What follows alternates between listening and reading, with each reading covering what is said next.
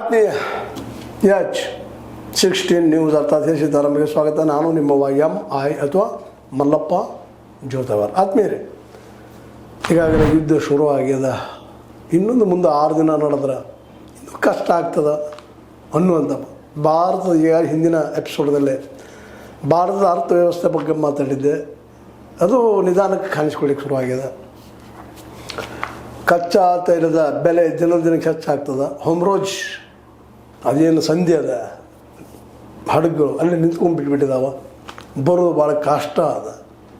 ಹೀಗಾಗಿ ಭಾರತಕ್ಕೆ ಎಣ್ಣೆ ಬರೋದು ಇನ್ನೂ ದುರ್ಲಭ ಅನ್ನುವಂಥ ಪರಿಸ್ಥಿತಿ ಮೂಡ್ತಾ ಇದೆ. ಹೀಗಾಗಿ ಮತ್ತೆ ತುಟ್ಟಿ ಆಗುವಂಥದ್ದು ಇನ್ನು ಮುಂದಿನ 20-25 ದಿನದಲ್ಲಿ ಇನ್ನೂ ಕಷ್ಟ ಆಗ್ತದೆ ಅನ್ನುವಂಥದ್ದು. ಇಲ್ಲವರಿಗೆ ಸ್ಟೋರೇಜ್ ಮಾಡಿದ್ದು ಭಾಳ 20 ದಿವಸ ಆಗ್ಬೋದು ಅಂತ ಅಂದಾಜು ಬರ್ತಾಯಿದೆ. ಇನ್ನೂ ದೇಶಗಳ ಪರಿಸ್ಥಿತಿನೂ ಅದೇ ಆಗಿದೆ ಇವತ್ತು. ಹೀಗಾಗಿ ಟ್ರಂಪ್ ಅವ್ರ ಮೇಲೆ ಅವ್ರ ದೇಶದಲ್ಲಿನ ವಿರೋಧ ಸಹಿತ ವ್ಯಕ್ತ ಆಗ್ತಾಯಿದೆ. ಯಾಕಂದ್ರೆ ಇದ್ರ ಅನಿವಾರ್ಯ ಇತ್ತ ಅನ್ನುವಂಥದ್ದು. ಯಾಕಂದ್ರೆ ಮುಖ್ಯವಾಗಿ ಅದು ಬೇಕಾದ ಆರ್ಥಿಕ ಲಾಭ ಅದು ಮಾಡ್ಕೊಳ್ಳೋಕೆ ಸಾಧ್ಯ ಇತ್ತು, ಯುದ್ಧಕ್ಕೆ ಇಳಿಯೋ ಅವಶ್ಯಕತೆ ಇತ್ತ ಅನ್ನುವಂಥದ್ದು.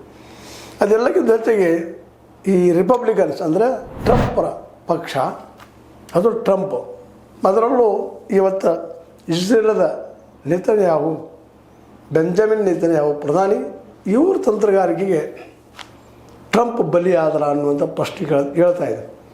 ಯಾಕಪ್ಪ ಅಂತಂದ್ರೆ ಟ್ರಂಪರ ಈ ನಿರ್ಧಾರಕ್ಕೆ ಇದರಿಂದ ಬೆಂಜಮಿನ್ ನೆತನ್ಯಾಹು ಕಾರಣೀಕರ್ತರು ತಮ್ಮ ಹಿತ ಸಾಧನೆಗಾಗಿ ಗ್ರೇಟರ್ ಇಸ್ರೇಲ್ ಮಾಡೋ ಸಲುವಾಗಿ ಅಮೆರಿಕ ಏನು ದುರ್ಬಳಕೆ ಮಾಡಿಕೊಂಡ್ರ ಅನ್ನುವಂಥದ್ದು.